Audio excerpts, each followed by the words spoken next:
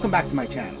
Today, we're going to talk about a new theatrical release, Promising Young Woman. Before I begin, let me know in the comments if you are looking forward to this or what your thoughts were if you've seen it already. And make sure to give this a thumbs up if you like these reviews, because it helps me out immensely if you do that. Also, if you're new here and you like movies, please consider hitting that subscribe button so you can stay up to date with reviews of new releases and some classics. But now, let's jump right into it. This stars Carey Mulligan as Cassie, a young woman traumatized by a tragic event in her past who seeks out vengeance against those who cross her path. This is written and directed by Emerald Fennell, who is best known as being a showrunner on a season of Killing Eve, and this is her feature debut. And what a way to make a debut. This was supposed to be released in April, but it got pulled from the schedule due to the pandemic, and it was in limbo for most of the year. It was released on Christmas Day, but it wasn't until last month, I think, that the date was announced. But either way, I can safely say the wait was totally worth it for this one. The movie was absolutely incredible. And one of the biggest reasons for that is Carey Mulligan. Because,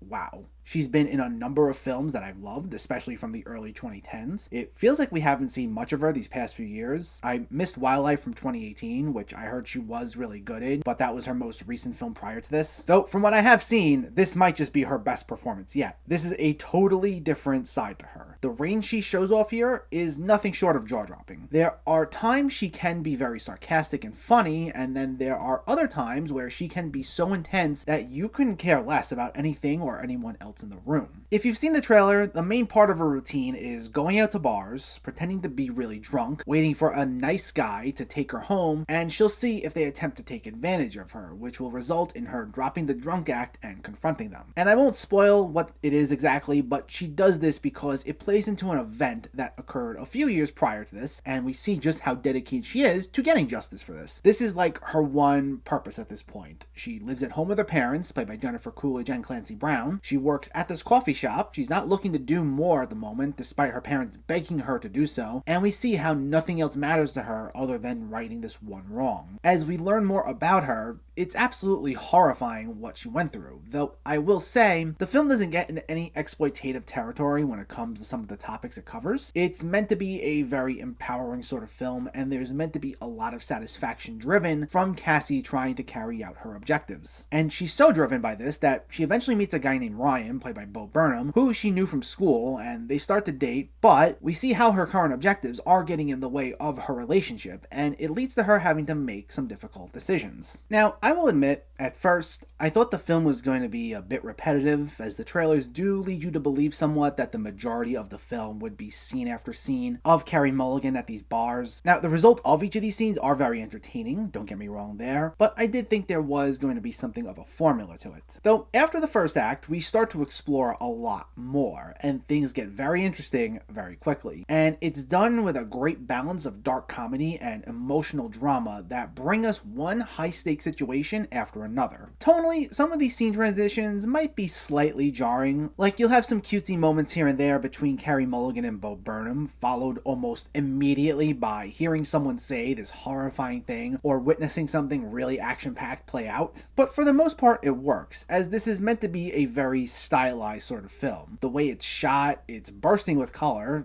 there's a lot of attention to detail in the backgrounds, and some scenes will take place in these really unique settings. And from a technical standpoint, it's absolutely gorgeous to look at. Emerald Fennell's direction is on point here, and because of the way this is presented, everything is meant to have a little bit of an extra kick to it. Not to the point that it's cartoonish or unbelievable. As I said, you are dealing with some horrifying stuff here, but once it gets going, the energy level is taken to an 11 in just about every scene. Each line is delivered with so much passion, and some of the actions taken are done in these somewhat larger than life ways, and it just adds to the emotional intensity of each scene, and it allows for some moments where a character experiences a victory to make you even happier. The film boasts a stellar cast, who we see scattered throughout the trailer, though one thing worth noting is the fact that besides Carey Mulligan, Bo Burnham, Clancy Brown, and Jennifer Coolidge, most of them are in what are essentially glorified cameos. They all have either just one scene or only a handful of scenes. Like, you'll have Laverne Cox, Alison Brie, Connie Britton, Molly Shannon, Adam Brody, Christopher Mintz-Plasse, and Alfred Molina all going in and out. And they were all great in the little we see of them. It's just worth noting that despite seeing them so much in the trailers, their roles aren't as big as you think they are. I will say though, of all of them, Alfred Molina Molina, in the very little time we see him, had one of my absolute favorite scenes in the entire movie. That man can really knock it out of the park, and the fact he only needed like a scene to do so here is just awe-inspiring. Now, I will say I think some people will find this to be a bit polarizing, mainly through its very stylistic approach to some heavy issues, though what will be the big make or break moment for everyone, no matter what they thought of the rest of the movie, will be the last 10 minutes or so. I'm not going to get into any spoilers here, but I will say I enjoyed it. At first, when I saw what direction it was going in, I thought I was about to be disappointed, but when it was over, I liked what ultimately happened. I'm still thinking some of it over, and I think it will lead people to have some questions over how it all unfolded, but I think given the overall tone of the film and the themes it was trying to hit, it worked. I think how it got there will be the subject of debate for some people, and it may cause the movie to get knocked down a few pegs in some people's books, but I ultimately enjoyed it. I found it to be a great end to the story, and it fit with the way things were going. It's just the debates over it will be interesting though. This was fantastic. It goes in heavy on its stylistic choices to tell a story regarding some pretty horrifying subject matter, but the execution was really well done, and it hit some very timely themes, offering plenty to say on its subject matter. It's anchored by an excellent performance from Carey Mulligan, who is at her absolute best here, and it's supported by a strong script and great direction from Emerald Fennell, who I hope we see more of in the near future. It's a film that will have people talking, it's one that I thoroughly enjoyed from start to finish, and I highly recommend checking it out. Promising Young Woman gets a 9 out of 10. So let me know, did you see Promising Young Woman, or are you planning to see it, and what were your thoughts? Did you enjoy the story? Did you like the themes? And what's your favorite Carey Mulligan movie? Let me know in the comments below. If you enjoyed this video, please like it and share it, and for more movie reviews and film discussion, please make sure to hit that subscribe button to stay updated. Thanks for watching everyone, and I'll catch you next time.